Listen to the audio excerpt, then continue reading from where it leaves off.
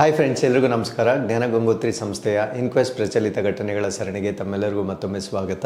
ಇವತ್ತು ನಾವು ಸಂಚಿಕೆ ಸಂಖ್ಯೆ 1007 ಡಿಸ್ಕಸ್ ಮಾಡ್ತಾ ಇದ್ವಿ. ದಿನಾಂಕ 25ನೇ ನವೆಂಬರ್ 2025. ಸೊ ಇವತ್ತಿನ ಅಪ್ಡೇಟ್ಸನ್ನು ತಿಳಿಯೋ ಮುನ್ನ ಕಳೆದ ಸಂಚಿಕೆ 2 ಪ್ರಶ್ನೆಗಳ ಸರಿ ಉತ್ತರಗಳು, ಪ್ರಶ್ನೆ ಸಂಖ್ಯೆ 1ಕ್ಕೆ ಆಪ್ಷನ್ ಸಿ ಮತ್ತು ಪ್ರಶ್ನೆ ಸಂಖ್ಯೆ 2ಕ್ಕೆ ಆಪ್ಷನ್ ಸಿ ಸರಿ ಉತ್ತರವಾಗಿರುತ್ತೆ. ಹಾಗಿದ್ರೆ ಇವತ್ತಿನ ಮೊದಲನೇ ಪ್ರಶ್ನೆಗೆ ಬರೋಣ. ಸಂವಿಧಾನ 131ನೇ ತಿದ್ದುಪಡಿ ಮಸೂದೆ 2025 ಚಂಡೀಗಢವನ್ನು ಯಾವ ವಿಧಿ ಅಡಿಯಲ್ಲಿ ಇರಿಸಲು ಪ್ರಯತ್ನಿಸುತ್ತಿದೆ? The constitution 131st Amendment Bill 2025 seeks to place Chandigarh under which article? So Chandigarh ನಮಗೆ ಗೊತ್ತಿದ್ದ ಹಾಗೆ ಪಂಜಾಬ್ ಮತ್ತು ಹರಿಯಾಣ ಇವೆರಡೂ ರಾಜ್ಯಗಳಿಗೆ ಸಂಬಂಧಪಟ್ಟಂತೆ ಜಂಟಿ ರಾಜಧಾನಿಯಾಗಿರುತ್ತೆ. ಸೊ ಈ ಒಂದು ಜಂಟಿ ರಾಜಧಾನಿಯ ಆಡಳಿತಕ್ಕೆ ಸಂಬಂಧಪಟ್ಟಂತೆ ಸೊ ಒಂದು ಬದಲಾವಣೆಯನ್ನು ಮಾಡ್ಕೊಳ್ತಕ್ಕಂಥ ವಿಧಿಯನ್ನು ಕೇಂದ್ರ ಸರ್ಕಾರ ಈಗ ಪ್ರಯತ್ನಿಸ್ತಿದೆ. ಹಾಗಿದ್ರೆ ಚಂಡೀಗಢವನ್ನು ಯಾವ ಆರ್ಟಿಕಲ್ಗೆ ಸೇರಿಸ್ತಕ್ಕಂಥದ್ದು ಇದರ ಉದ್ದೇಶವಾಗಿರುತ್ತೆ. ಸೊ ಈ ಒಂದು ಆರ್ಟಿಕಲ್ಗೆ ಸೇರಿಸ್ತಕ್ಕಂಥ ರೀಸನ್ಸ್ ಅಥವಾ ಕಾರಣಗಳೇನು ಎಲ್ಲವನ್ನ ಕೂಡ ಈ ಒಂದು ಆರ್ಟಿಕಲ್ ಅಲ್ಲಿ ಡಿಸ್ಕಸ್ ಮಾಡೋಣ. ಅದಕ್ಕಿಂತ ಮುಂಚೆ ಸೊ ಚಂಡೀಗಢವನ್ನ ಯಾವ ಆರ್ಟಿಕಲ್ ಅಡಿಯಲ್ಲಿ ಸೇರಿಸ್ತಕ್ಕಂಥ ಒಂದು ಪ್ರಯತ್ನವನ್ನ ಕೇಂದ್ರ ಸರ್ಕಾರ ಮಾಡ್ತಾ ಇದೆ ಅಂದ್ರೆ ಆರ್ಟಿಕಲ್ 240 ಆಗಿರುತ್ತೆ. ಸೊ ಆರ್ಟಿಕಲ್ 240 ಅಂದ್ರೆ ಏನು ಅನ್ನೋದನ್ನ ಕೂಡ ಸೊ ಈ ಒಂದು ಅಪ್ಡೇಟ್ ಅಲ್ಲಿ ನಾವು ಅರ್ಥ ಮಾಡ್ಕೊಳ್ತಾ ಬರೋಣ. So first and foremost so ಈಗ 131st ಅಮೆಂಡ್ಮೆಂಟ್ ಬಿಲ್ 131ನೇ ತಿದ್ದುಪಡಿ ಮಸೂದೆಯ ಬಗ್ಗೆ ನಾವು ಡಿಸ್ಕಸ್ ಮಾಡ್ತಾ ಇದ್ದೇವೆ. ಸೊ ಇದನ್ನ ಈಗ ಕಾನ್ಸ್ಟಿಟ್ಯೂಷನ್ ಅಲ್ಲಿ ಅಥವಾ ನಮ್ಮ ಸಂವಿಧಾನದ 131ನೇ ತಿದ್ದುಪಡಿ ಮಸೂದೆಯನ್ನ 2025 ಸರ್ಕಾರ ಮಂಡಿಸಲಿದೆ. ಸೊ ಇದರ ಉದ್ದೇಶಗಳೇನು ಅನ್ನೋದನ್ನ ನಾವಿಲ್ಲಿ ಡಿಸ್ಕಸ್ ಮಾಡೋಣ. ಫಾರ್ ಎಕ್ಸಾಂಪಲ್ ಇಲ್ಲಿ ನಮ್ಮ ಭಾರತ ದೇಶದ ನಕ್ಷೆಯನ್ನು ನೋಡಬಹುದಾಗಿರುತ್ತೆ. ಸೊ ಹಿಯರ್ ಸ್ಮಾಲ್ ಪ್ಲೇಸ್ ಏನಿದೆ, so this is city of Chandigarh ಆಗಿರುತ್ತೆ. ಸೊ ಇಲ್ಲಿ 2 ರಾಜ್ಯಗಳಿಗೆ ಅದು ಕಾಮನ್ ಆಗಿರ್ತಕ್ಕಂಥ ಒಂದು ಕ್ಯಾಪಿಟಲ್ ಸಿಟಿ ಆಗಿರುತ್ತೆ. ಸೊ ಒಂದು ಹರಿಯಾಣ, ಇನ್ನೊಂದು ಪಂಜಾಬ್ ಆಗಿರುತ್ತೆ. ಸೊ ಹರಿಯಾಣ ಮತ್ತು ಪಂಜಾಬ್ 2 ರಾಜ್ಯಗಳು ತನ್ನ ಸ್ವಂತ ಕ್ಯಾಪಿಟಲ್ ಸಿಟಿಯನ್ನ ಹೊಂದಿರೋದಿಲ್ಲ. ಫಾರ್ ಎಕ್ಸಾಂಪಲ್ ನಮ್ಮ ಕರ್ನಾಟಕಕ್ಕೆ ಬೆಂಗಳೂರು ನಮ್ಮ ಸ್ವಂತ ರಾಜಧಾನಿಯಾಗಿರುತ್ತೆ. ಸೊ ಆ ರೀತಿಯಲ್ಲಿ ಹರಿಯಾಣ ಆಗಿರ್ಲಿ ಅಥವಾ ಪಂಜಾಬ್ ಆಗಿರ್ಲಿ ಎರಡಕ್ಕೂ ಓನ್ ಕ್ಯಾಪಿಟಲ್ ಸಿಟಿ ಇರೋದಿಲ್ಲ. ಸೊ ಚಂಡೀಗಢವನ್ನ 2 ರಾಜ್ಯಗಳಿಗೆ ಕಾಮನ್ ಕ್ಯಾಪಿಟಲ್ ಸಿಟಿಯಾಗಿ ಮಾಡಲಾಗಿರುತ್ತೆ. ಸೊ ಹರಿಯಾಣ ರಾಜ್ಯ ಪ್ರಸ್ತುತವಾಗಿ ಈ ಒಂದು ಅಲ್ಲಿರ್ತಕ್ಕಂಥ ಗುರುಗ್ರಾಮ್ ಅನ್ನ ಸೆಕೆಂಡ್ ಕ್ಯಾಪಿಟಲ್ ಸಿಟಿಯಾಗಿ ಅವರು ಡೆವಲಪ್ ಮಾಡ್ತಾ ಇದ್ದಾರೆ, 2ನೇ ರಾಜಧಾನಿಯಾಗಿ ಡೆವಲಪ್ ಮಾಡ್ತಾ ಇದ್ದಾರೆ. ಬಟ್ ಪಂಜಾಬ್ ಕೂಡ ಲುಧಿಯಾನವನ್ನ ಅವರು ಡೆವಲಪ್ ಮಾಡಬೇಕಾಗಿತ್ತು. But due to various reasons ಅವರು ಚಂಡೀಗಢವನ್ನ ಕಳೆದುಕೊಳ್ತಕ್ಕಂಥ ಒಂದು ಸಾಧ್ಯತೆ ಇರುತ್ತೆ ಅನ್ನುವ ಒಂದು ಭಾವನೆಯಿಂದ ಸೊ ಅವರು ಪ್ರಸ್ತುತವಾಗಿ ಯಾವುದೇ ಪ್ಯಾರಲಲ್ ಕ್ಯಾಪಿಟಲ್ ಸಿಟಿಯನ್ನ ಡೆವಲಪ್ ಮಾಡ್ತಾ ಇಲ್ಲ. ಸೊ ಅದರ ಜೊತೆಗೆ ಪ್ರಸ್ತುತವಾಗಿ ಚಂಡೀಗಢನ ಆಳ್ವಿಕೆ ಹೇಗೆ ನಡೀತಾ ಇದೆ? ಸೊ ಚಂಡೀಗಢನ ಆಳ್ವಿಕೆ ಪಂಜಾಬ್ನ ಗವರ್ನರ್ ನೋಡ್ಕೊಳ್ತಾರೆ. ಸೊ ಪಂಜಾಬ್ನ ಗವರ್ನರ್ ಅನ್ನ ಈ ಚಂಡೀಗಢನ ಅಡ್ಮಿನಿಸ್ಟ್ರೇಟರ್ ಆಗಿ ಅವರನ್ನ ಆಯ್ಕೆ ಮಾಡಲಾಗಿರುತ್ತೆ. ಸೊ ಈ ಒಂದು ಅಡ್ಮಿನಿಸ್ಟ್ರೇಟರ್ ಆಗಿ ಅವರನ್ನ ಏನು ಆಯ್ಕೆ ಮಾಡಿದ್ದಾರೆ ಸೊ ಅದನ್ನ ಬದಲಾವಣೆ ಮಾಡ್ತಕ್ಕಂಥ ಒಂದು ತಿದ್ದುಪಡಿಯನ್ನ ನಮ್ಮ ಸಂವಿಧಾನದಲ್ಲಿ ಈಗ ತರ್ತಕ್ಕಂಥ ಪ್ರಯತ್ನವನ್ನ ಮಾಡಲಾಗ್ತಾ ಇದೆ. ಸೊ ಆ ಬದಲಾವಣೆಗಳು ಏನು ಅನ್ನೋದನ್ನ ಈ ಒಂದು ಆರ್ಟಿಕಲ್ ಅಲ್ಲಿ ನಾವು ಸಂಪೂರ್ಣವಾಗಿ ಡಿಸ್ಕಸ್ ಮಾಡೋಣ. So this will be 131st constitutional amendment bill ಆಗಿರುತ್ತೆ, 131ನೇ ಸಾಂವಿಧಾನಿಕ ತಿದ್ದುಪಡಿ ಕಾಯ್ದೆ ಆಗಿರುತ್ತೆ. To bring Chandigarh under article 240. So ಚಂಡೀಗಢವನ್ನ ಆರ್ಟಿಕಲ್ 240 ಅಡಿಯಲ್ಲಿ ತರ್ತಕ್ಕಂಥದ್ದು ಇದರ ಉದ್ದೇಶವಾಗಿರುತ್ತೆ. ಸೊ ಆರ್ಟಿಕಲ್ 240 ಒಳಗಡೆ ಚಂಡೀಗಢವನ್ನ ತೆಗೆದುಕೊಂಡು ಬಂದರೆ ಆಗ್ತಕ್ಕಂಥ ಬದಲಾವಣೆ ಏನು ಅಂದ್ರೆ placing it in the same category as union territories where the president can directly frame the regulations. ಅಂದ್ರೆ ಇಷ್ಟು ದಿನ ನಾನು ಹೇಳ್ದಾಗೆ ಪಂಜಾಬ್ನ ಗವರ್ನರ್ ರಾಜ್ಯಪಾಲರು ಏನಿರ್ತಾರೆ ಸೊ ಅವರನ್ನ ಅಡ್ಮಿನಿಸ್ಟ್ರೇಟರ್ ಆಗಿ ಆಯ್ಕೆ ಮಾಡಲಾಗಿರುತ್ತೆ. ಸೊ ಇವರು ಚಂಡೀಗಢ ಯೂನಿಯನ್ ಟೆರಿಟರಿ ಅಥವಾ ಕೇಂದ್ರಾಡಳಿತ ಪ್ರದೇಶವನ್ನ ಅವರು ನೋಡ್ಕೊಳ್ತಕ್ಕಂಥದ್ದು ಅಥವಾ ಅದರ ನಿಯಂತ್ರಣ ಮಾಡ್ತಕ್ಕಂಥದ್ದು ಅವರ ಜವಾಬ್ದಾರಿ ಆಗಿರುತ್ತೆ. ಬಟ್ ಈಗ ಆರ್ಟಿಕಲ್ 240 ಒಳಗಡೆ ಚಂಡೀಗಢನ್ನ ಸೇರಿಸಿದ ನಂತರ ಆ ಪಂಜಾಬ್ನ ಗವರ್ನರ್ ಈಗ ಅಡ್ಮಿನಿಸ್ಟ್ರೇಟರ್ ಆಗಿ ಏನು ಆಕ್ಟ್ ಮಾಡ್ತಾ ಇದ್ದಾರೆ ಸೊ ಆ ರೀತಿಯ ಯಾವುದೇ ಅಡ್ಮಿನಿಸ್ಟ್ರೇಟರ್ ಇರೋದಿಲ್ಲ. ಪ್ರೆಸಿಡೆಂಟ್ ನೇರವಾಗಿ ಆಳ್ವಿಕೆ ಮಾಡ್ತಕ್ಕಂಥದ್ದು ಅಥವಾ ಕಾನೂನುಗಳನ್ನ ಮಾಡ್ತಕ್ಕಂಥ ಒಂದು ಬದಲಾವಣೆಯನ್ನ ನಾವು ಈ ಒಂದು ಆರ್ಟಿಕಲ್ 240 ಅಲ್ಲಿ ನೋಡಬಹುದಾಗಿರುತ್ತೆ. ಸೊ ಆರ್ಟಿಕಲ್ 240 ಏನನ್ನ ಹೇಳುತ್ತೆ? So article 240 like currently applies to Andaman and Nicobar and Lakshadweep, Dadra Nagar Haveli ಮತ್ತೆ ದಮನ್ ಅಂಡ್ ದಿವು ಮತ್ತೆ ಪುದುಚೇರಿ. ಸೊ ಆರ್ಟಿಕಲ್ 240 ಅಂತಕ್ಕಂಥದ್ದು ಪ್ರಸ್ತುತವಾಗಿ ಅಂಡಮಾನ್ ಮತ್ತು ನಿಕೋಬಾರ್ ದ್ವೀಪಗಳು, ಲಕ್ಷದ್ವೀಪ, ದಾದ್ರಾ ಮತ್ತು ನಗರ್ ಹವೇಲಿ, ದಮನ್ ಮತ್ತು ದಿಯು ಮತ್ತೆ ಪುದುಚೇರಿಗೆ ಈಗ ಅನ್ವಯಿಸ್ತಾ ಇರತಕ್ಕಂಥ ಆರ್ಟಿಕಲ್ ಆಗಿರುತ್ತೆ. ಸೊ ಈ ಒಂದು ಆರ್ಟಿಕಲ್ ಅನ್ನ ಈಗ ಚಂಡೀಗಢಗೂ ತರ್ತಕ್ಕಂಥ ಒಂದು ಮಸೂದೆಯನ್ನ ಕೇಂದ್ರ ಸರ್ಕಾರ ಪ್ರಯತ್ನ ಪಡ್ತಾ ಇದೆ. So what is the effect? So ಇದನ್ನ ಚಂಡೀಗಢವನ್ನ ಆರ್ಟಿಕಲ್ 240ಗೆ ಸೇರಿಸೋದ್ರಿಂದ ಆಗ್ತಕ್ಕಂಥ ಒಂದು ಪರಿಣಾಮ ಏನು ಅಂತ ನಾವು ನೋಡೋದಾದ್ರೆ, it allows the president of India to make regulation. So ಇದು ನಮ್ಮ ಭಾರತ ದೇಶದ ರಾಷ್ಟ್ರಪತಿಗಳು, ಪ್ರಸ್ತುತವಾಗಿ ದ್ರೌಪದಿ ಮುರ್ಮು ಇವರು ನೇರವಾಗಿ ಸಂಸತ್ತಿನ ಕಾಯ್ದೆಗಳಿಗೆ ನೇರವಾಗಿ ಅವರು ನಿಯಮಾವಳಿಗಳನ್ನ ರೂಪಿಸಲಿಕ್ಕೆ ಅವರಿಗೆ ಒಂದು ಅನುವು ಮಾಡಿಕೊಳ್ತಕ್ಕಂಥ ಒಂದು ಬದಲಾವಣೆ ಇದಾಗಿರುತ್ತೆ. For union territory equivalent to act of parliament, ಅಂದ್ರೆ ಭಾರತದ ರಾಷ್ಟ್ರಪತಿಗಳಿಗೆ ಸಂಸತ್ತಿನ ಕಾಯ್ದೆಗಳಿಗೆ ಸಮಾನವಾದ ಕೇಂದ್ರಾಡಳಿತ ಪ್ರದೇಶಕ್ಕೆ ನಿಯಮಾವಳಿಗಳನ್ನ ರೂಪಿಸಲಿಕ್ಕೆ ಅನುವು ಮಾಡಿಕೊಳ್ಳುತ್ತೆ. ಬಟ್ ಇಷ್ಟು ದಿನ ಈ ಪಂಜಾಬ್ ಗವರ್ನರ್ ಯಾರಿರ್ತಾರೆ ಅವರು ಮಧ್ಯದಲ್ಲಿ ಅಡ್ಮಿನಿಸ್ಟ್ರೇಟರ್ ಆಗಿರ್ತಾರೆ.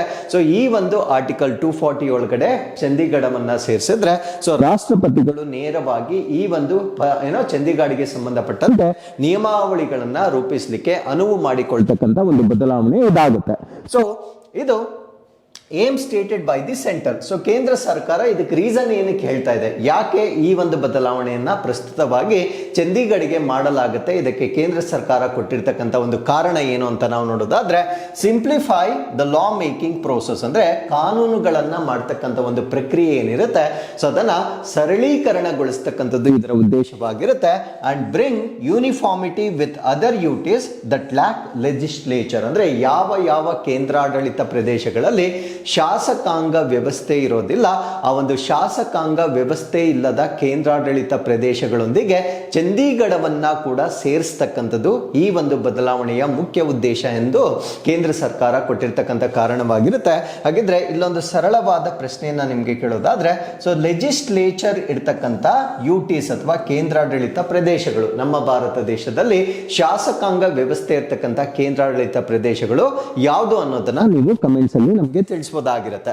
So what is the current status of Chandigarh? So ಚಂಡೀಗಢನ ಪ್ರಸ್ತುತ ಸ್ಥಾನಮಾನ ಏನು ಅಂತ ನಾವು ನೋಡೋದಾದ್ರೆ, the Punjab governor functions as Chandigarh administrator. So as I told you before, so ಪಂಜಾಬ್ನ ರಾಜ್ಯಪಾಲರು ಯಾರಿರ್ತಾರೆ ಅವರು ಚಂಡೀಗಢದ ಆಡಳಿತಾಧಿಕಾರಿಯಾಗಿ ಕಾರ್ಯವನ್ನ ನಿರ್ವಹಿಸ್ತಾ ಇದ್ದಾರೆ.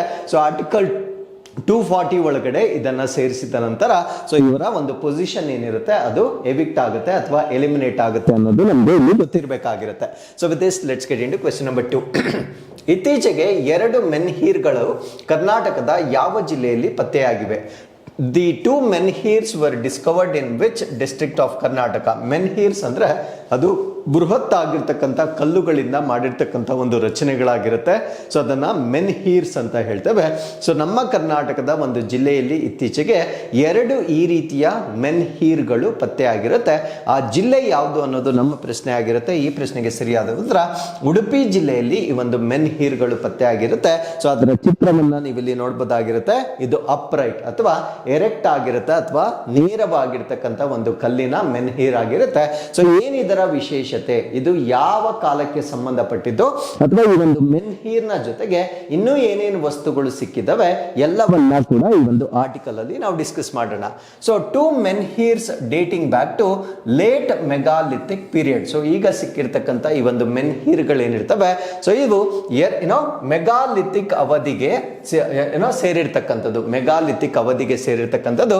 Discovered in Udupi district, Karnataka, near Kundapura. So ಕರ್ನಾಟಕದ ಉಡುಪಿ ಜಿಲ್ಲೆಯ ಕುಂದಾಪುರ ಬಳಿ ಮೆಗಾಲಿಥಿಕ್ ಅವಧಿಯ ಉತ್ತರಾರ್ಧಕ್ಕೆ ಸೇರಿದ, ಅಂದ್ರೆ later part of the megalithic age ಏನಿರುತ್ತೆ ಸೊ ಅದಕ್ಕೆ ಸೇರಿರ್ತಕ್ಕಂಥ 2 ಮೆನ್ಹೀರ್ಗಳು ಈಗ ಉಡುಪಿ ಜಿಲ್ಲೆಯಲ್ಲಿ ಪತ್ತೆ ಆಗಿದೆ. ಸೊ ಎಕ್ಸಾಕ್ಟ್ಲಿ ಎಲ್ಲಿ ಸಿಕ್ಕಿದೆ ಅಂದ್ರೆ ಉಡುಪಿಯಲ್ಲಿರ್ತಕ್ಕಂಥ ಒಂದು ಪ್ಲೇಸ್, ಇದನ್ನ ನಾವು ಹಿಲ್ಕೋಡ್ ಅಂತ ಕರಿತೇವೆ. ಸೊ ಇನ್ನೊಂದನ್ನ ನಾವು ಮಾವಿನ ಕೆರೆ ಅಂತ ಹೇಳ್ತೇವೆ. ಸೊ ಹಿಲ್ಕೋಡ್ ಮತ್ತೆ ಮಾವಿನ ಕೆರೆ ಎಂದು ಹೇಳ್ತಕ್ಕಂಥ 2 ಪ್ರದೇಶಗಳಲ್ಲಿ 2 ಮೆನ್ಹೀರ್ಗಳು ಈಗ ಪತ್ತೆ ಆಗಿರುತ್ತೆ. ಸೊ ಕೇವಲ ಮೆನ್ಹೀರ್ಗಳು ಮಾತ್ರ ಪತ್ತೆ ಆಗಿರೋದಿಲ್ಲ, ಇದರ ಜೊತೆ ಕೆಲವೊಂದು ಅಸೋಸಿಯೇಟೆಡ್ ಥಿಂಗ್ಸ್ ಕೂಡ ಪತ್ತೆ ಆಗಿರುತ್ತೆ. ಸೊ ಅಸೋಸಿಯೇಟೆಡ್ ಥಿಂಗ್ಸ್ ಏನು ಅಂದ್ರೆ crust red and creamy pottery fragments, ಅಂದ್ರೆ ಪುಡಿ ಆಗಿರ್ತಕ್ಕಂಥ ಕೆಂಪು ಬಣ್ಣದ ಅಥವಾ ಹಾಲಿನ ಕೆನೆಯ ಬಣ್ಣದ ಅಂದ್ರೆ ಕ್ರೀಮ್ ಬಣ್ಣವನ್ನ ಹೊಂದಿರತಕ್ಕಂತ ಮಡಿಕೆಯ ಚೂರುಗಳು ಕೂಡ ಇಲ್ಲಿ ಪತ್ತೆಯಾಗಿದೆ. ಸೊ ಇದು ಕೂಡ ಏನನ್ನ ಇಂಡಿಕೇಟ್ ಮಾಡುತ್ತೆ ಅಂದ್ರೆ ಲೇಟ್ ಮೆಗಾಲಿಥಿಕ್ ಫೇಸ್ ಅನ್ನ ಇಂಡಿಕೇಟ್ ಮಾಡುತ್ತೆ. ಅಂದ್ರೆ ಮೆಗಾಲಿಥಿಕ್ ನ ಉತ್ತರಾರ್ಧದ ಹಂತವನ್ನ ಇಂಡಿಕೇಟ್ ಮಾಡ್ತಕ್ಕಂತ ಮಡಿಕೆಯ ಚೂರುಗಳು ಕೂಡ ಇಲ್ಲಿ ಪತ್ತೆಯಾಗಿರ್ತಕ್ಕಂಥದ್ದನ್ನ ನಾವು ಗಮನಿಸಬಹುದಾಗಿರುತ್ತೆ. ಸೊ ಈ ಒಂದು ಮಡಿಕೆಗಳೇನಿರುತ್ತೆ ಅದು ತುಂಬಾ ತಿನ್ನಾಗಿರುತ್ತೆ, ಅಂದ್ರೆ ತುಂಬಾ ತೆಳುವಾಗಿರ್ತಕ್ಕಂಥ ಮಡಿಕೆಗಳನ್ನ ಇಲ್ಲಿ ಪತ್ತೆ ಹಚ್ಚಲಾಗಿರುತ್ತೆ. ಸೊ ಈ ತೆಳುವಾಗಿರ್ತಕ್ಕಂಥ ಮಡಿಕೆಗಳ ಸಿಗ್ನಿಫಿಕೆನ್ಸ್ ಅಥವಾ ಪ್ರಾಮುಖ್ಯತೆ ಏನು ಅಂತ ನಾವು ನೋಡೋದಾದ್ರೆ they belong to late megalithic period. So ಯಾವಾಗ ಆ ಒಂದು ಮಡಿಕೆಯ ಚೂರುಗಳು ಅಥವಾ ಮಡಿಕೆಯನ್ನ ಮಾಡಿರ್ತಕ್ಕಂಥದ್ದು ತುಂಬಾ ತೆಳುವಾಗಿರುತ್ತೆ ಅದನ್ನ ನಾವು ಲೇಟ್ ಮೆಗಾಲಿಥಿಕ್ ಪೀರಿಯಡ್ ಅಂತ ಕರಿತೇವೆ. ಸಪೋಸ್ ಏನಾದ್ರೂ ಆ ಪಾಟರಿ ಅಥವಾ ಮಡಿಕೆಗಳು ತುಂಬಾ ತಿಕ್ ಆಗಿದ್ದಾರೆ ಅಂದ್ರೆ ಅದು ಮಂದವಾಗಿದ್ದರೆ ಅದನ್ನ ಅರ್ಲಿ ಫೇಸಸ್ ಅಂತ ಕರಿತೇವೆ. ಅಂದ್ರೆ ಈ ಮೆಗಾಲಿಥಿಕ್ ಹಂತದ ಆರಂಭಿಕ ಹಂತದಲ್ಲಿ ಮಡಿಕೆಗಳನ್ನ ತುಂಬಾ ಮಂದವಾಗಿ ಮಾಡ್ತಾ ಇದ್ರು. ಸೊ ಲೇಟರ್ ಮೆಗಾಲಿಥಿಕ್ ಪೀರಿಯಡ್ ನಲ್ಲಿ ಆ ಮಂದವಾಗಿರ್ತಕ್ಕಂಥ ಮಡಿಕೆಗಳನ್ನ ತೆಳುವಾದ ಮಡಿಕೆಗಳ ರೂಪದಲ್ಲಿ ತಯಾರಿ ಮಾಡಿರ್ತಾರೆ.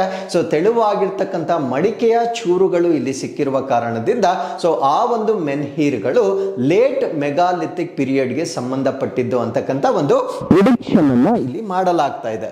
ಸೊ ಇದಕ್ಕೆ ಲೋಕಲಿ ಅಂದ್ರೆ ಸ್ಥಳೀಯವಾಗಿ ಈ ಒಂದು ಮೆನ್ಹೀರ್ಗಳಿಗೆ ಏನಂತ ಕರೀತಾರೆ. ಸೊ ಅಂದ್ರೆ ಸ್ಥಳೀಯವಾಗಿ ಅದಕ್ಕೆ ವಿಶೇಷವಾಗಿರ್ತಕ್ಕಂಥ ಒಂದು ನಾಮಕರಣ ಮಾಡಿರ್ತಾರೆ. ಸೊ ಅದೇನು ಅಂದ್ರೆ ನೀಲ್ಸ್ ಕಲ್ ಅಂತ ಅದಕ್ಕೆ ನಾಮಕರಣ ಮಾಡಿರ್ತಾರೆ. ಸೊ ಈ ಒಂದು ಕಲ್ಲುಗಳಿಗೆ ಸ್ಥಳೀಯವಾಗಿ ನೀಲ್ಸ್ ಕಲ್ಲುಗಳು ಅಂದ್ರೆ ಮುಕ್ತವಾಗಿ ನಿಂತಿರುವ ಕಲ್ಲುಗಳು ಅಂದ್ರೆ they are free standing commemorative stones ಆಗಿರುತ್ತೆ. So they range from 3 to 16 feet 3ರಿಂದ 16 ಅಡಿಗಳಷ್ಟು ಎತ್ತರವಾಗಿರ್ತಕ್ಕಂಥ ಒಂದು ಕಲ್ಲುಗಳಾಗಿರುತ್ತೆ.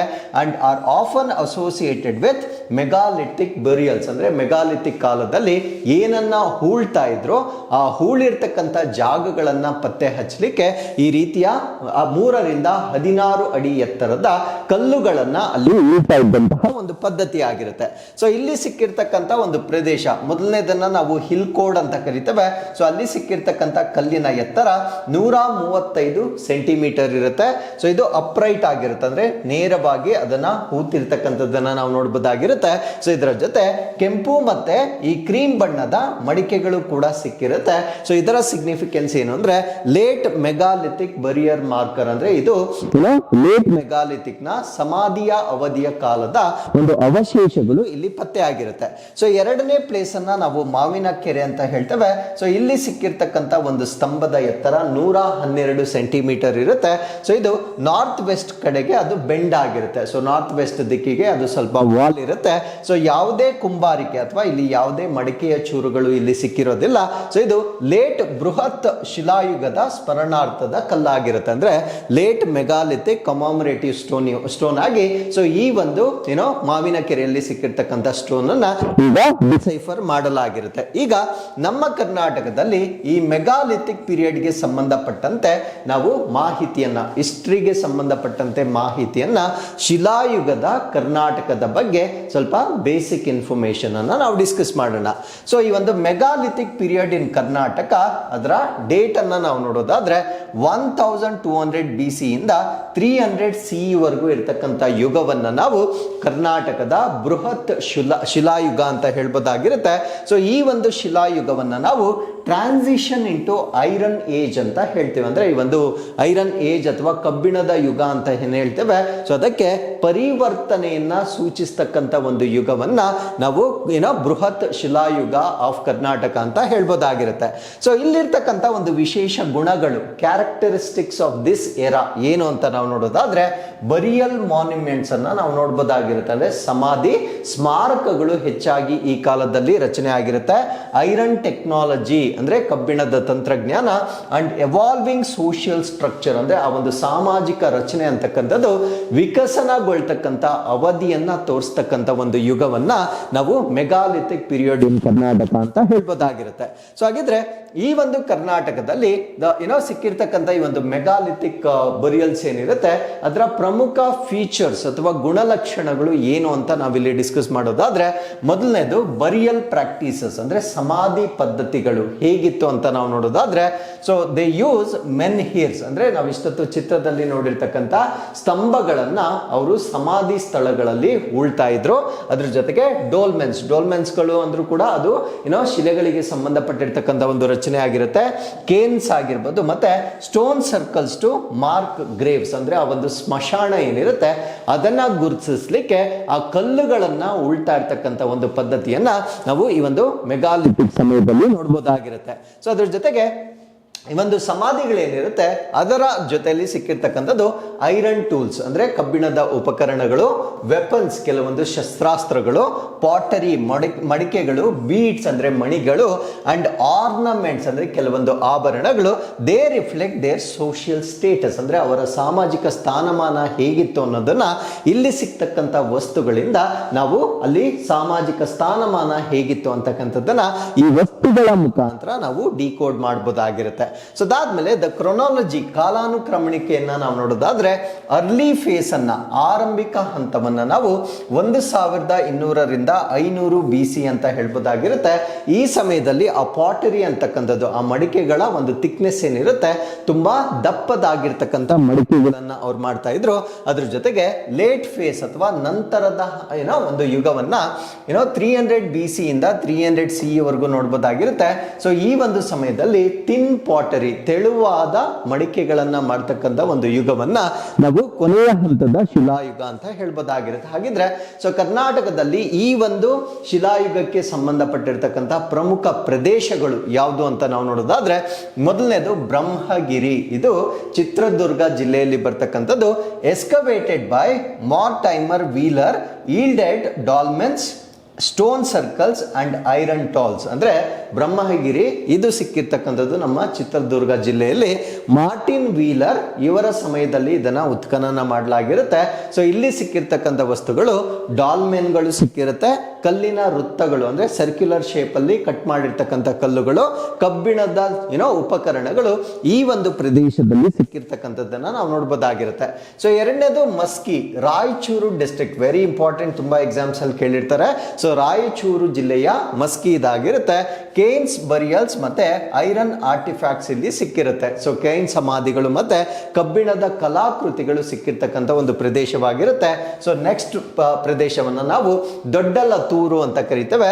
ಇದು ಚಾಮರಾಜನಗರಕ್ಕೆ ಸಂಬಂಧಪಟ್ಟಿರ್ತಕ್ಕಂಥ ಪ್ಲೇಸ್ ಆಗಿರುತ್ತೆ. ಸೊ ಇಲ್ಲಿ ರೀಸೆಂಟ್ ಆಗಿ ಎಸ್ಕವೇಷನ್ಸ್ ಅಥವಾ ಬಹಳ ಇತ್ತೀಚೆಗೆ ಉತ್ಖನನವನ್ನ ಮಾಡಲಾಗಿರುತ್ತೆ. ಸೊ ಇಲ್ಲಿ ಇಂಟ್ಯಾಕ್ಟ್ ಬರಿಯಲ್ಸ್ ಮತ್ತೆ ರಾಕ್ ಆರ್ಟ್ಗಳು ಸಿಕ್ಕಿರುತ್ತೆ. ಇಂಟ್ಯಾಕ್ಟ್ ಅಂದ್ರೆ ಯಾವುದೇ ಅಡಚಣೆಗೆ ಒಳಗೊಳ್ಳದ ಸಮಾಧಿಗಳು ಮತ್ತೆ ಬಂಡೆಗಳ ಮೇಲೆ ಮಾಡಿರ್ತಕ್ಕಂಥ ಒಂದು ಕಲೆಗಳು ಸೊ ಒಂದು ಚಾಮರಾಜನಗರದ ದೊಡ್ಡಲತೂರಿನಲ್ಲಿ ಪತ್ತೆ ಆಗಿರ್ತಕ್ಕಂಥದ್ದನ್ನ ನಾವಿಲ್ಲಿ ಗಮನಿಸಬಹುದಾಗಿರುತ್ತೆ. ಸೊ ನಾನು ಕರ್ನಾಟಕದಲ್ಲಿ ಹೇಳ್ದಾಗೆ ಮಸ್ಕಿ, ಬ್ರಹ್ಮಗಿರಿ, ಚಂದ್ರಬಳ್ಳಿ ಮತ್ತೆ ಹಲ್ಲೂರು, ಸೊ ಇವೆಲ್ಲ ಕೂಡ ಈ ಮೆಗಾಲಿಥಿಕ್ ಸೈಟ್ಗಳಾಗಿ ನಮ್ಮ ಕರ್ನಾಟಕದಲ್ಲಿ ಪ್ರಮುಖವಾಗಿ ನಾವು ನೋಡಬಹುದಾಗಿರುತ್ತೆ. So with this let's get into question number 3. 2025ರ G20 ಶೃಂಗಸಭೆಯ ಅಂತಿಮ ಘೋಷಣೆಯನ್ನು ಯಾವ ರಾಷ್ಟ್ರ ಬಹಿಷ್ಕರಿಸಿತು? Which country boycotted the final declaration of the G20 Summit 2025? So ಅಗ್ರ 20 ರಾಷ್ಟ್ರಗಳ ಒಂದು ಗುಂಪು. ಸೊ ಇದರಲ್ಲಿ ಯಾರ್ಯಾರಿದ್ದಾರೆ ಎಲ್ಲವನ್ನ ನಾನು ಮುಂದೆ ಡಿಸ್ಕಸ್ ಮಾಡ್ತೀನಿ. ಏನಕ್ಕೆ ಈ ಗ್ರೂಪನ್ನು ಫಾರ್ಮೇಷನ್ ಮಾಡಬೇಕಾಯಿತು ಅದನ್ನು ಕೂಡ ಡಿಸ್ಕಸ್ ಮಾಡ್ತೇನೆ. ಸೊ 2025ರಲ್ಲಿ ನಡೆದಿರ್ತಕ್ಕಂಥ ಈ ಒಂದು G20 ಶೃಂಗಸಭೆ ಏನಿದೆ, ಸೊ ಅಲ್ಲೊಂದು ಡಿಕ್ಲರೇಷನ್ ಅನ್ನ ಮಾಡಲಾಗಿರುತ್ತೆ. ಆ ಡಿಕ್ಲರೇಷನ್ ಅನ್ನ ಬಾಯ್ಕಾಟ್ ಮಾಡಿರ್ತಕ್ಕಂಥ ರಾಷ್ಟ್ರ ಯಾವುದು ಅನ್ನೋದು ನಮ್ಮ ಪ್ರಶ್ನೆ ಆಗಿರುತ್ತೆ. ಸೊ ಈ ಒಂದು ಡಿಕ್ಲರೇಷನ್ ಅನ್ನ ಬಾಯ್ಕಾಟ್ ಮಾಡಿರ್ತಕ್ಕಂಥ ರಾಷ್ಟ್ರ United States of America. So ಅದನ್ನ ಬಹಿಷ್ಕಾರ ಮಾಡಿರುತ್ತೆ. ಹಾಗಿದ್ರೆ ಆ ಡಿಕ್ಲರೇಷನ್ ಅಲ್ಲಿ ಏನಿತ್ತು ಎಲ್ಲ ಪಾಯಿಂಟ್ಸ್ ಅನ್ನ ಸೊ ಈ ಒಂದು ಆರ್ಟಿಕಲ್ ಅಲ್ಲಿ ನಾವು ಡಿಸ್ಕಸ್ ಮಾಡೋಣ. ಸೊ ಇದು ನಮ್ಮ ಪರೀಕ್ಷೆಗೆ ಬಹಳ ಇಂಪಾರ್ಟೆಂಟ್ ಆಗಿರ್ತಕ್ಕಂಥ ಒಂದು ಸಮ್ಮಿಟ್ ಆಗಿರುತ್ತೆ. Because India is also a part of G20 group. So G20 ಗುಂಪಿನಲ್ಲಿ ನಮ್ಮ ಭಾರತ ರಾಷ್ಟ್ರ ಕೂಡ ನಮ್ಮನ್ನ ನಾವು ರೆಪ್ರೆಸೆಂಟ್ ಮಾಡ್ಕೊಳ್ತೇವೆ. ಸೊ ನಾವು ಕೂಡ G20ಯ ಒಬ್ಬ ಸದಸ್ಯ ರಾಷ್ಟ್ರವಾಗಿರೋದು ನಮಗೆ ಗೊತ್ತಿರಬೇಕಾಗಿರುತ್ತೆ. ಸೊ ಈ ಒಂದು G20 ಸಮಿಟ್ ಅಂತಕ್ಕಂಥದ್ದು ಜೋಹನ್ಸ್ಬರ್ಗ್ ನಲ್ಲಿ ಅದು ಕಂಪ್ಲೀಟ್ ಆಗಿರುತ್ತೆ. 2025ರ G20 ಸಮಿಟ್ ಅಂತಕ್ಕಂಥದ್ದು ಜೋಹನ್ಸ್ಬರ್ಗ್ ನಲ್ಲಿ ಕಂಡಕ್ಟ್ ಮಾಡಲಾಗಿರುತ್ತೆ. ಸೊ ನಮ್ಮ ಭಾರತ ದೇಶದ ಪ್ರಧಾನಮಂತ್ರಿಗಳು 6 ಪಾಯಿಂಟ್ ಅಜೆಂಡಾವನ್ನ ಇಲ್ಲಿ ಪ್ರೆಸೆಂಟ್ ಮಾಡಿರ್ತಾರೆ. ಅಂದ್ರೆ 6 ಅಂಶಗಳ ಒಂದು ಕಾರ್ಯಸೂಚಿಯನ್ನ ಈ ಒಂದು G20 ಸಮಿಟ್ ನಲ್ಲಿ ಅವರು ಪ್ರೆಸೆಂಟ್ ಮಾಡಿರ್ತಾರೆ. ಆ 6 ಅಂಶಗಳ ಕಾರ್ಯಸೂಚಿಯಲ್ಲಿ ಏನಿತ್ತು ಅಂತ ನಮಗೆ ಪ್ರಶ್ನೆಯನ್ನ ಕೇಳಬಹುದಾಗಿರುತ್ತೆ. And landmark climate deal ಅಂದ್ರೆ ಈ ಒಂದು ಹವಾಮಾನ ಬದಲಾವಣೆಗೆ ಸಂಬಂಧಪಟ್ಟಂತೆ ಹೆಗ್ಗುರುತು ಒಪ್ಪಂದವನ್ನ ಮಾಡಲಾಗಿರುತ್ತೆ. The US boycott of the final declaration. So ಇದರ ಒಂದು ಪ್ರಮುಖ ಅಂಶ ಏನು ಅಂದ್ರೆ US ಆ ಫೈನಲ್ ಡಿಕ್ಲರೇಷನ್ ಏನಿರುತ್ತೆ ಸೊ ಅದನ್ನ ಬಹಿಷ್ಕಾರ ಮಾಡಿರ್ತಕ್ಕಂಥ ಒಂದು ರಾಷ್ಟ್ರವಾಗಿ ನಾವು US ಅನ್ನ ನೋಡಬಹುದಾಗಿರುತ್ತೆ. ಹಾಗಿದ್ರೆ ಸೊ ಪ್ರಧಾನಿ ಮೋದಿ ಅವರ 6 ಅಂಶಗಳ ಕಾರ್ಯಸೂಚಿಯಲ್ಲಿ ಏನಿತ್ತು ಅದನ್ನ ನಾವಿಲ್ಲಿ ಡಿಸ್ಕಸ್ ಮಾಡೋದಾದ್ರೆ ಸೊ ಮೊದಲನೇದು ಗ್ಲೋಬಲ್ ಸೌತ್ ಪ್ರಿಯಾರಿಟೀಸ್ ಅಂತ ಹೇಳ್ತೇವೆ, ಅಂದ್ರೆ ಜಾಗತಿಕ ದಕ್ಷಿಣದ ಆದ್ಯತೆಗಳು. ಸೊ ನಮ್ಗೆಲ್ಲ ಗೊತ್ತಿದ್ದ ಹಾಗೆ ಸೊ ಗ್ಲೋಬಲ್ ಸೌತ್ ಅಂದ್ರೆ ಈ ಎಕನಾಮಿಕಲಿ ಸ್ವಲ್ಪ ಪುವರ್ ಇರ್ತಕ್ಕಂಥ ರಾಷ್ಟ್ರಗಳನ್ನ ನಾವು ಜಾಗತಿಕ ದಕ್ಷಿಣ ಅಥವಾ ಗ್ಲೋಬಲ್ ಸೌತ್ ಅಂತ ಹೇಳ್ತೇವೆ. ಸೊ ಒಂದು ಗ್ಲೋಬಲ್ ಸೌತ್ ಅಲ್ಲಿ ಇರ್ತಕ್ಕಂಥ ರಾಷ್ಟ್ರಗಳಿಗೆ ಹೆಚ್ಚಿನ ಪ್ರಾಮುಖ್ಯತೆಯನ್ನ ಕೊಡಬೇಕು ಅಂತಕ್ಕಂಥದ್ದು ಪ್ರಧಾನಮಂತ್ರಿಗಳು ಸೂಚಿಸಿರ್ತಕ್ಕಂಥ ಕಾರ್ಯಸೂಚಿಯಲ್ಲಿ ಮೊದಲ ಅಂಶವಾಗಿ ನಾವು ನೋಡಬಹುದಾಗಿರುತ್ತೆ. Stronger representation of the developing nations ಅಂದ್ರೆ ಅಭಿವೃದ್ಧಿ ಹೊಂದುತ್ತಿರುವ ರಾಷ್ಟ್ರಗಳಿಗೆ ಹೆಚ್ಚಿನ ಪ್ರಾತಿನಿಧ್ಯತೆಯನ್ನ ಕೊಡಬೇಕಂತಕ್ಕಂಥದ್ದು ಈ 6 ಅಂಶಗಳಲ್ಲಿ ಬರ್ತಕ್ಕಂಥ ಮೊದಲನೇ ಕಾರ್ಯಸೂಚಿ ಆಗಿರುತ್ತೆ.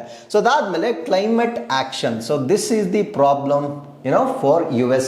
ಆಕ್ಚುಲಿ ಯಾವಾಗ ಈ ಒಂದು ಹವಾಮಾನ ಕ್ರಮಗಳ ಬಗ್ಗೆ ನಾವು ರೆಪ್ರೆಸೆಂಟ್ ಮಾಡ್ತೇವೆ ಸೊ ಯೂಶುವಲಿ US ಅದರಿಂದ ಹೊರಗಡೆ ಉಳಿತಕ್ಕಂಥದ್ದನ್ನ ನಾವಿಲ್ಲಿ ನೋಡ್ಬೋದಾಗಿರುತ್ತೆ. So accelerated financing and technology transfer ಅಂದ್ರೆ ಈ ಒಂದು ಟ್ರಾನ್ಸಿಷನ್ ನಾವಿವಾಗ ಫಾಸಿಲ್ ಫ್ಯೂಯಲ್ಸ್ ಇಂದ ನಾನ್ ಫಾಸಿಲ್ ಫ್ಯೂಯಲ್ ಕಡೆಗೆ ನಾವು ಮೂವ್ ಆಗ್ತಾ ಇದ್ದೇವೆ. ಸೊ ಈ ಒಂದು ಟ್ರಾನ್ಸಿಷನ್ ಫೇಸ್ ಏನಿದೆ ಇದಕ್ಕೆ ನಮಗೆ ಸಾಕಷ್ಟು ಟೆಕ್ನಾಲಜಿ ತಂತ್ರಜ್ಞಾನ ಬೇಕಾಗಿರುತ್ತೆ. ಅದರ ಜೊತೆಗೆ ಫಿನಾನ್ಷಿಯಲ್ ಸಪೋರ್ಟ್ ಕೂಡ ಬೇಕಾಗಿರುತ್ತೆ. ಅಂದ್ರೆ ಮುಂದುವರೆದಿರುವ ರಾಷ್ಟ್ರಗಳು ಮುಂದುವರಿಯುತ್ತಿರುವ ರಾಷ್ಟ್ರಗಳಿಗೆ ಆರ್ಥಿಕ ಬೆಂಬಲ ಕೂಡ ನೀಡಬೇಕಾಗಿರುತ್ತೆ. ಸೊ ಈ ಒಂದು ಕ್ಲೈಮೇಟ್ ಆಕ್ಷನ್ ಅಥವಾ ಹವಾಮಾನ ಕ್ರಮಕ್ಕೆ ಸಂಬಂಧಪಟ್ಟಂತೆ ಈ ಫಿನಾನ್ಸ್ ಮಾಡ್ತಕ್ಕಂಥದ್ದಾಗ್ಲಿ ಅಥವಾ ಟೆಕ್ನಾಲಜಿ ಟ್ರಾನ್ಸ್ಫರ್ ಮಾಡ್ತಕ್ಕಂಥದ್ದಾಗ್ಲಿ ಇದರ ವರ್ಗಾವಣೆ ತ್ವರಿತವಾಗಿ ನಡೆಯಬೇಕು ಎಂಬತಕ್ಕಂಥ ಒಂದು ಒತ್ತಾಯವನ್ನ ಕೂಡ ಈ ಒಂದು 6 ಅಂಶಗಳ ಒಂದು ವರದಿಯಲ್ಲಿ ನೀಡಲಾಗಿರುತ್ತೆ. ಅಂಡ್ ಡಿಜಿಟಲ್ ಟ್ರಾನ್ಸ್ಫಾರ್ಮೇಶನ್ ಅಂದ್ರೆ ಈ ಕೃತಕ ಬುದ್ಧಿಮತ್ತೆ ಅಥವಾ ಆರ್ಟಿಫಿಷಿಯಲ್ ಇಂಟೆಲಿಜೆನ್ಸ್ ಅನ್ನ ಹೆಚ್ಚು ಮಾಡ್ತಕ್ಕಂಥದ್ದು. ಮತ್ತೆ ಅಂತರ್ಗತ ಡಿಜಿಟಲ್ ಆಡಳಿತ ಅಂದ್ರೆ ಇನ್ಕ್ಲೂಸಿವ್ ಡಿಜಿಟಲ್ ಗವರ್ನೆನ್ಸ್ ಅಂದ್ರೆ ಎಲ್ಲ ರಾಷ್ಟ್ರಗಳನ್ನ ಒಳಗೊಂಡಂತೆ ಒಂದು ಡಿಜಿಟಲ್ ಗವರ್ನೆನ್ಸ್ ಅನ್ನ ಹೆಚ್ಚು ಮಾಡ್ತಕ್ಕಂಥ ಒಂದು ಅಂಶವನ್ನ ಕೂಡ ಇಲ್ಲಿ ಪ್ರಸ್ತಾಪ ಮಾಡಲಾಗಿರುತ್ತೆ. ಅದ್ರ ಜೊತೆಗೆ ಹೆಲ್ತ್ ಸೆಕ್ಯೂರಿಟಿ ಆರೋಗ್ಯ ಭದ್ರತೆ. ಬಿಕಾಸ್ ನಮಗೆ ಗೊತ್ತಾಯ್ತು ಈ COVID-19 ಅಂತಹ ಕಾಯಿಲೆಗಳು ಬಂದಾಗ ಪ್ರಪಂಚದ ಎಲ್ಲ ರಾಷ್ಟ್ರಗಳು ಅತ್ಯಂತ ಕೆಟ್ಟ ಪರಿಸ್ಥಿತಿಯನ್ನ ಅನುಭವಿಸಿರ್ತವೆ. ಸೊ ಆ ರೀತಿಯ ಪರಿಸ್ಥಿತಿಗಳು ಮುಂದೆ ಬಂದರೆ ಅದನ್ನ ನಾವು ವ್ಯವಸ್ಥಿತವಾಗಿ ಅದನ್ನ ನಾವು ಫೇಸ್ ಮಾಡಬೇಕಾಗಿರುತ್ತೆ. ಸೊ ಅದಕ್ಕೆ ಸಂಬಂಧಪಟ್ಟಂತೆ ಆರೋಗ್ಯ ಭದ್ರತೆಯ ಬಗ್ಗೆ ಪ್ರಸ್ತಾಪವನ್ನ ಮಾಡಲಾಗಿರುತ್ತೆ. ಸಾಂಕ್ರಾಮಿಕ ಸನ್ನದ್ಧತೆ ಮತ್ತೆ ಸಮಾನವಾಗಿ ಲಸಿಕೆಗಳನ್ನ ವಿತರಣೆ ಮಾಡ್ತಕ್ಕಂಥದ್ದು. ಅಂದ್ರೆ ಸಾಂಕ್ರಾಮಿಕಗಳು ಬರೋದಕ್ಕಿಂತ ಮುಂಚೆ ನಾವು ರೆಡಿ ಆಗಿರಬೇಕು ಅಂಡ್ ಲಸಿಕೆಗಳನ್ನ ನಾವು ಎಲ್ಲ ದೇಶಗಳೊಂದಿಗೆ ಹಂಚಿಕೊಳ್ಳಬೇಕು ಅಂತಕ್ಕಂಥದ್ದು ನೆಕ್ಸ್ಟ್ ಪಾಯಿಂಟ್ ಆಗಿರುತ್ತೆ. ಸೊ ಅದ್ರ ಜೊತೆಗೆ ಫುಡ್ ಅಂಡ್ ಎನರ್ಜಿ ಸೆಕ್ಯೂರಿಟಿ ಆಹಾರ ಮತ್ತು ಇಂಧನ ಭದ್ರತೆ. ಸೊ ಇವೆರಡು ಪಾಯಿಂಟ್ಸ್ ಅನ್ನ ಇಲ್ಲಿ ಉಲ್ಲೇಖ ಮಾಡಲಾಗಿರುತ್ತೆ. ಅಂಡ್ ಮಲ್ಟಿಲ್ಯಾಟ್ರಲ್ ರಿಫಾರ್ಮ್ಸ್ ಬಹುಪಕ್ಷೀಯ ಸುಧಾರಣೆಗಳು ಏನ್ ಇದರಲ್ಲಿ ಬರುತ್ತೆ ಅಂತ ನಾವು ನೋಡೋದಾದ್ರೆ ರೀಸ್ಟ್ರಕ್ಚರಿಂಗ್ ಇನ್ಸ್ಟಿಟ್ಯೂಷನ್ಸ್ ಅಂದ್ರೆ ಇವಾಗ ಇರ್ತಕ್ಕಂಥ ಕೆಲವೊಂದು ಸಂಸ್ಥೆಗಳನ್ನ ನಾವು ಮರು ರಚನೆ ಮಾಡಬೇಕು. ಯಾವ ಸಂಸ್ಥೆಗಳ ಬಗ್ಗೆ ನಾವಿಲ್ಲಿ ಉಲ್ಲೇಖ ಮಾಡ್ತಾ ಇದ್ದೇವೆ? ಯುನೈಟೆಡ್ ನೇಷನ್ಸ್ ವಿಶ್ವಸಂಸ್ಥೆ, ವರ್ಲ್ಡ್ ಟ್ರೇಡ್ ಆರ್ಗನೈಸೇಷನ್. ಸೊ ಈ ಕರೆಂಟ್ ರಿಯಾಲಿಟೀಸ್ ಏನಿದಾವೆ ಅಂದ್ರೆ ಪ್ರಸ್ತುತವಾಗಿ ನಡೀತಾ ಇರ್ತಕ್ಕಂಥ ಒಂದು ವ್ಯವಸ್ಥೆಗಳು. ಫಾರ್ ಎಕ್ಸಾಂಪಲ್ ಇವಾಗ ಅಮೆರಿಕ ರಾಷ್ಟ್ರ ಭಾರತ ದೇಶದ ಮೇಲೆ ಸುಂಕವನ್ನ ಅಥವಾ ಈ ಒಂದು ಟ್ಯಾರಿಫ್ಗಳನ್ನ ತುಂಬಾ ಇರ್ರಾಷನಲ್ ಆಗಿ ಅಂದ್ರೆ ಯಾವುದೇ ಒಂದು ತಾರ್ಕಿಕತೆ ಇಲ್ಲದೆ ಸೊ ಅವ್ರಿಗೆ ಇಷ್ಟ ಬಂದಷ್ಟು ನಮ್ಮ ಮೇಲೆ ಸುಂಕಗಳನ್ನ ಅಥವಾ ಟ್ಯಾರಿಫ್ಗಳನ್ನ ಏರಿಕೆ ಮಾಡ್ತಾ ಇದ್ದಾರೆ. ಸೊ ಇಷ್ಟೆಲ್ಲ ಮಾಡ್ತಾ ಇದ್ರು ಕೂಡ ವರ್ಲ್ಡ್ ಟ್ರೇಡ್ ಆರ್ಗನೈಸೇಷನ್ ವಿಶ್ವ ವ್ಯಾಪಾರ ಸಂಸ್ಥೆ ಅಂತಕ್ಕಂಥದ್ದು ಯಾವುದೇ ರೀತಿಯ ಇಂಟರ್ವೆನ್ಷನ್ಸ್ ಅನ್ನ ಮಾಡ್ತಾ ಇಲ್ಲ. ಸೊ ಅದರಿಂದ ಈ ಕರೆಂಟ್ ರಿಯಾಲಿಟೀಸ್ ಏನಿದ್ದಾವೆ ಅದಕ್ಕೆ ಸಂಬಂಧಪಟ್ಟಂತೆ ಈ ಒಂದು ಸಂಸ್ಥೆಗಳನ್ನ ನಾವು ಪುನರ್ರಚನೆ ಮಾಡ್ತಕ್ಕಂಥ ಒಂದು ಕೂಗನ್ನ ಕೂಡ ಈ G20 ಸಮಿಟ್ ನಲ್ಲಿ ಡಿಸ್ಕಸ್ ಆಗಿರ್ತಕ್ಕಂಥದ್ದನ್ನ ನಾವು ನೋಡಬಹುದಾಗಿರುತ್ತೆ. ಸೊ ಅದಾದ್ಮೇಲೆ ಲ್ಯಾಂಡ್ ಮಾರ್ಕ್ ಕ್ಲೈಮೇಟ್ ಡೀಲ್ ಹೆಗ್ಗುರುತು ಹವಾಮಾನ ಒಪ್ಪಂದ ಏನು ಆ ರೀತಿಯ ಲ್ಯಾಂಡ್ ಮಾರ್ಕ್ ಡೀಲ್ ಈ ಒಂದು ಸಭೆಯಲ್ಲಿ ಆಗಿದೆ ಅಂತ ನಾವು ನೋಡೋದಾದ್ರೆ leaders agree to new climate financing framework committing trillions in support for developing nations. ಅಂದ್ರೆ ಈ ಅಭಿವೃದ್ಧಿ ಹೊಂದುತ್ತಿರುವ ರಾಷ್ಟ್ರಗಳಿಗೆ ಟ್ರಿಲಿಯನ್ ಗಟ್ಟಲೆ ಹಣವನ್ನ ಸಹಾಯವಾಗಿ ನೀಡ್ತಕ್ಕಂಥ ಒಂದು ಬದ್ಧತೆಯನ್ನ ಈ ಒಂದು G20 ಸಮಿಟ್ ನಲ್ಲಿ ಈಗ ಪಡೆಯಲಾಗಿರುತ್ತೆ. ಸೊ ಅದಕ್ಕೆ ಇದನ್ನ ನಾವೇನಂತ ಕರಿತೀವಿ ಅಂದ್ರೆ ಹೆಗ್ಗುರುತು ಹವಾಮಾನ ಒಪ್ಪಂದ ಅಂತ ಕರಿತೇವೆ. ಅಂಡ್ ಇತ್ತೀಚೆಗೆ ಕಾನ್ಫರೆನ್ಸಸ್ ಆಫ್ ಪಾರ್ಟೀಸ್ ಕೂಡ ಕಂಪ್ಲೀಟ್ ಆಗಿರುತ್ತೆ. ಅದನ್ನ ನಾನು ಪ್ರೀವಿಯಸ್ ಆರ್ಟಿಕಲ್ ಅಲ್ಲಿ ಡಿಸ್ಕಸ್ ಮಾಡಿದ್ದೆ. ಸೊ ಈ ಒಂದು ಕ್ಲೈಮೇಟ್ ಫಿನಾನ್ಸ್ ಮುಂಚೆ ಎಷ್ಟಿತ್ತು ಅದನ್ನ 3 ಪಟ್ಟು ಹೆಚ್ಚು ಮಾಡಲಾಗಿರುತ್ತೆ ಅಥವಾ 3 ಟೈಮ್ಸ್ ಇನ್ಕ್ರೀಸ್ ಮಾಡಲಾಗಿರುತ್ತೆ. ಸೇಮ್ ಥಿಂಗ್ ಇಲ್ಲೂ ಕೂಡ ಅಲ್ಲಿ ಏನ್ ಡಿಸೈಡ್ ಮಾಡಿದ್ರು ಅದನ್ನ ಇಲ್ಲಿ ರೀಇಟರೇಟ್ ಮಾಡಿರ್ತಕ್ಕಂಥದ್ದನ್ನ ನಾವಿಲ್ಲಿ ಗಮನಿಸಬಹುದಾಗಿರುತ್ತೆ. So next focus on renewable energy transition and carbon market mechanism ಅಂದ್ರೆ ಈ ನವೀಕರಿಸಬಹುದಾದ ಇಂಧನಗಳನ್ನ ಹೆಚ್ಚು ಮಾಡ್ತಕ್ಕಂಥದ್ದು ಅಥವಾ ಪರಿವರ್ತನೆಯನ್ನ ಮಾಡ್ತಕ್ಕಂಥದ್ದು ಇಂಗಾಲದ ಮಾರುಕಟ್ಟೆ ಕಾರ್ಯವಿಧಾನಗಳ ಮೇಲೆ ಗಮನ ಹರಿಸ್ತಕ್ಕಂಥದ್ದು. ಅಂದ್ರೆ ಯಾವ ಒಂದು ಇಂಡಸ್ಟ್ರಿ ತನಗೆ ಕೊಟ್ಟಿರ್ತಕ್ಕಂಥ ಕಾರ್ಬನ್ ಎಮಿಷನ್ ಲಿಮಿಟ್ ಅನ್ನ ಅವರು ಕ್ರಾಸ್ ಮಾಡ್ತಾರೆ. ಸೊ ಕ್ರಾಸ್ ಮಾಡಿದಾಗ ಅವ್ರಿಗೆ ಯಾವ ರೀತಿ ನಾವು ಈ ಒಂದು ಕಾರ್ಬನ್ ಕ್ರೆಡಿಟ್ ಅನ್ನ ಬೈ ಮಾಡ್ತಕ್ಕಂಥ ಒಂದು ವ್ಯವಸ್ಥೆಗಳೇನಿರುತ್ತೆ ಆ ಒಂದು ಕಾರ್ಯವಿಧಾನಗಳ ಮೇಲೆ ಹೆಚ್ಚಿನ ನಾವು ಗಮನವನ್ನ ಹರಿಸಬೇಕಂತಕ್ಕಂಥ ಒಂದು ಪಾಯಿಂಟ್ ಅನ್ನ ಕೂಡ ಈ ಒಂದು G20 ಸಮಿಟ್ ಅಲ್ಲಿ ಇಡಲಾಗಿರುತ್ತೆ. ಸೊ ನೆಕ್ಸ್ಟ್ ಬರುತ್ತೆ US boycott of final declaration. So ಅಂತಿಮ ಘೋಷಣೆಯನ್ನ US ಬಹಿಷ್ಕಾರ ಮಾಡಿರುತ್ತೆ. So the united States refused to endorse summit's final communique because disagreements over climate financing obligations and trade language. Andre there was a point that I mentioned before that the organizations like United Nations, World Trade Organization ಇದನ್ನೆಲ್ಲ ಈ present ರಿಯಾಲಿಟೀಸ್ಗೆ ತಕ್ಕಂತೆ ಪುನರ್ರಚನೆ ಮಾಡಬೇಕಂತಕ್ಕಂಥ ಒಂದು point ಇರುತ್ತೆ. And climate finance ಅಂದ್ರೆ ಹವಾಮಾನ ಬದಲಾವಣೆಗಳನ್ನ ಕಡಿಮೆ ಮಾಡಲಿಕ್ಕೆ ಮುಂದುವರಿಯುತ್ತಿರುವ ರಾಷ್ಟ್ರಗಳಿಗೆ ಟ್ರಿಲಿಯನ್ಸ್ ಆಫ್ ಮನಿಯನ್ನ ಸಪೋರ್ಟ್ ಮಾಡಬೇಕಂತ 2 ಪಾಯಿಂಟ್ಸ್ ಏನಿರುತ್ತೆ ಈ 2 ಪಾಯಿಂಟ್ಸ್ ಗಳಿಗೆ ಒಪ್ಪಿಗೆಯನ್ನ ನೀಡಿದೆ ಯುನೈಟೆಡ್ ಸ್ಟೇಟ್ಸ್ ಆಫ್ ಅಮೆರಿಕ. ಈ ಒಂದು ಫೈನಲ್ ಡಿಕ್ಲರೇಷನ್ ಅವರು ಬಾಯ್ಕಾಟ್ ಮಾಡಿರ್ತಕ್ಕಂಥ ಒಂದು ರಾಷ್ಟ್ರವಾಗಿರುತ್ತೆ. But most of the countries ಇದಕ್ಕೆ ಸಪೋರ್ಟ್ ಮಾಡಿರುತ್ತೆ. For example European Union European ಒಕ್ಕೂಟ ಆಗಿರ್ಬೋದು, ಇಂಡಿಯಾ ಮತ್ತೆ ಆಫ್ರಿಕನ್ ಸ್ಟೇಟ್ಸ್ ಎಲ್ಲ ಸೊ ಇದಕ್ಕೆ ಈ ಒಂದು ಡಿಕ್ಲರೇಷನ್ಗೆ ಬೆಂಬಲವನ್ನ ನೀಡಿರ್ತಕ್ಕಂಥದ್ದನ್ನ ನಾವಿಲ್ಲಿ ಗಮನಿಸಬಹುದಾಗಿರುತ್ತೆ. ಈಗ G20 ಕುರಿತು ನಾವಿಲ್ಲಿ ಸಂಪೂರ್ಣವಾಗಿ ಡಿಸ್ಕಸ್ ಮಾಡೋಣ. G20 ಅಂತಕ್ಕಂಥದ್ದು ಒಂದು ಇಂಟರ್ ಗವರ್ನಮೆಂಟಲ್ ಫೋರಮ್ ಆಗಿರುತ್ತೆ. ಅಂತರ ಸರ್ಕಾರಿಯ ಒಂದು ವೇದಿಕೆ, ಒಂದು ಫೋರಮ್ ಇದಾಗಿರುತ್ತೆ. ಸೊ ಸರ್ಕಾರಗಳ ಮುಖ್ಯಸ್ಥರು ಬಂದು ಭೇಟಿಯಾಗಿ ಡಿಸ್ಕಸ್ ಮಾಡ್ತಕ್ಕಂಥ ಒಂದು ವೇದಿಕೆಯನ್ನು ನಾವು G20 ಅಂತ ಹೇಳ್ತೇವೆ. ಸೊ ಇದು world's major economies created in 1999 to strengthen global economic cooperation. ಅಂದ್ರೆ ಜಾಗತಿಕ ಮಟ್ಟದಲ್ಲಿ ಆರ್ಥಿಕ ಸಹಕಾರವನ್ನ ಹೆಚ್ಚು ಮಾಡುವ ಉದ್ದೇಶದಿಂದ 1999ರಲ್ಲಿ ಅಂತರ ಸರ್ಕಾರಿ ವೇದಿಕೆಯಾಗಿ ಸೊ ಈ ಒಂದು G20ಯನ್ನ 1999ರಲ್ಲಿ ರಚನೆ ಮಾಡಲಾಗುತ್ತೆ. ಹಾಗಿದ್ರೆ ಇದರಲ್ಲಿ ಬರ್ತಕ್ಕಂಥ ಒಂದು ಆಬ್ಜೆಕ್ಟಿವ್ಸ್ ಅಥವಾ ವಿಷಯಗಳು ಯಾವುದು ಅಂತ ನಾವು ನೋಡೋದಾದ್ರೆ ಇಲ್ಲಿ both advanced and emerging economies ಇರುತ್ತೆ. ಅಂದ್ರೆ ಅತ್ಯಂತ ಆರ್ಥಿಕವಾಗಿ ಮುಂದುವರಿಯುತ್ತಿರುವ ಫಾರ್ ಎಕ್ಸಾಂಪಲ್ US ಅತ್ಯಂತ ಆರ್ಥಿಕವಾಗಿ ಮುಂದುವರಿಯುತ್ತಿರ್ತಕ್ಕಂಥದ್ದು. ನಮ್ಮ ಭಾರತ ದೇಶ ಆರ್ಥಿಕವಾಗಿ ಇನ್ನೂ ಮುಂದುವರಿಯುತ್ತಿರುವ ರಾಷ್ಟ್ರ. ಈ ರೀತಿಯ ಮುಂದುವರಿಯುತ್ತಿರುವ ಎಲ್ಲ ರೀತಿಯ ಆರ್ಥಿಕತೆಗಳು ಒಟ್ಟಿಗೆ ಇರತಕ್ಕಂಥ ಒಂದು ಫೋರಮ್ ಇದಾಗಿರುತ್ತೆ. ಸೊ ಇಲ್ಲಿ ಯಾವ ರೀತಿಯ ಸಮಸ್ಯೆಗಳ ಬಗ್ಗೆ ಹೆಚ್ಚಿನ ಚರ್ಚೆಯನ್ನ ಮಾಡಲಾಗುತ್ತೆ ಅಂದ್ರೆ ಟ್ರೇಡ್, ವ್ಯಾಪಾರ. ಸೊ ಅದಕ್ಕೆ US ಇದರಿಂದ ಹೊರಗಡೆ ಉಳಿದಿರ್ತಕ್ಕಂಥದ್ದು. Because US as I told you before illogically ಒಂದು ಟ್ಯಾರಿಫ್ ಗಳನ್ನ ಭಾರತ ದೇಶದ ಮೇಲೆ and even on other countries ಮೇಲೆ ಕೂಡ ಸೊ ಈ ಒಂದು ಟ್ಯಾರಿಫ್ ಗಳನ್ನ ಹೆಚ್ಚು ಮಾಡ್ತಾ ಇದೆ. ಅದ್ರ ಜೊತೆಗೆ ಫಿನಾನ್ಸ್, ಹಣಕಾಸು, ಅದ್ರ ಜೊತೆಗೆ ಕ್ಲೈಮೇಟ್ ಚೇಂಜ್, ಹವಾಮಾನ ಬದಲಾವಣೆ ಅಂಡ್ ಸಸ್ಟೈನಬಲ್ ಡೆವಲಪ್ಮೆಂಟ್, ಸುಸ್ಥಿರ ಅಭಿವೃದ್ಧಿಗಳಿಗೆ ಸಂಬಂಧಪಟ್ಟಂತೆ ಇಲ್ಲಿ ಪ್ರಮುಖ ಚರ್ಚೆಗಳನ್ನ ಈ ಒಂದು ವೇದಿಕೆಯಲ್ಲಿ ಮಾಡಲಾಗುತ್ತೆ. ಸೊ ಇದರ ರಚನೆ ಆಗಿರ್ತಕ್ಕಂಥದ್ದು ಎಕ್ಸಾಕ್ಟ್ಲಿ ಯಾವ ದಿನಾಂಕದಂದು ಅಂದ್ರೆ September 26, 1999 after Asian financial crisis. ಅಂದ್ರೆ ಏಷ್ಯಾದ ಆರ್ಥಿಕ ಬಿಕ್ಕಟ್ಟಿನ ನಂತರ ಏಷ್ಯಾದಲ್ಲಿ ಒಂದು ಆರ್ಥಿಕ ಬಿಕ್ಕಟ್ಟಾಗಿರುತ್ತೆ. ಸೊ ಆ ಒಂದು ಸಂದರ್ಭದಲ್ಲಿ 1999ರಲ್ಲಿ ಸೊ ಈ ಒಂದು G20ಯನ್ನ ಸ್ಥಾಪನೆ ಮಾಡಲಾಗಿರುತ್ತೆ. ಸೊ ಇದರ ಮೆಂಬರ್ಸ್ ಯಾರ್ಯಾರು ಅಂತ ನಾವು ನೋಡೋದಾದ್ರೆ there are 19 individual countries like India, America.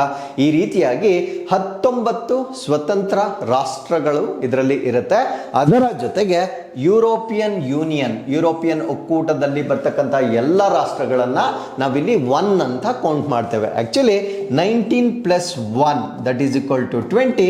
So ಅದರಿಂದ ಇದನ್ನ ನಾವು G20 ಅಂತ ಕರಿತಾ ಇದ್ವಿ. ಬಟ್ 2023ರಲ್ಲಿ ಈ ಒಂದು ಒಕ್ಕೂಟಕ್ಕೆ ಆಫ್ರಿಕನ್ ಯೂನಿಯನ್ ಅಥವಾ ಆಫ್ರಿಕನ್ ಒಕ್ಕೂಟವನ್ನು ಕೂಡ ಶಾಶ್ವತ ಸದಸ್ಯ ಭಾಗವಾಗಿ ಸೇರಿಸಲಾಗಿರುತ್ತೆ.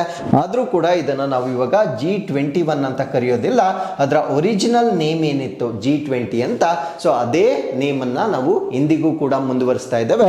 ಬಟ್ ಈಗ ಅಡಿಷನ್ ಏನು ಅಂದ್ರೆ ಆಫ್ರಿಕನ್ ಒಕ್ಕೂಟ ಇದಕ್ಕೆ 2023ರಲ್ಲಿ ಶಾಶ್ವತ ಸದಸ್ಯ ರಾಷ್ಟ್ರವಾಗಿ ಸೇರ್ಕೊಂಡಿದೆ. ಹಾಗಿದ್ರೆ ಆಫ್ರಿಕನ್ ಯೂನಿಯನ್, ಯುರೋಪಿಯನ್ ಯೂನಿಯನ್ ಇವೆರಡನ್ನ ಹೊರತುಪಡಿಸಿದರೆ ಯಾವ ಯಾವ ರಾಷ್ಟ್ರಗಳು G20ಯಲ್ಲಿ ಇವೆ ಅದನ್ನ ನಮಗೆ ಹೆಚ್ಚು ಬಾರಿ ಪ್ರಶ್ನೆಗಳನ್ನ ಕೇಳಲಾಗಿರುತ್ತೆ.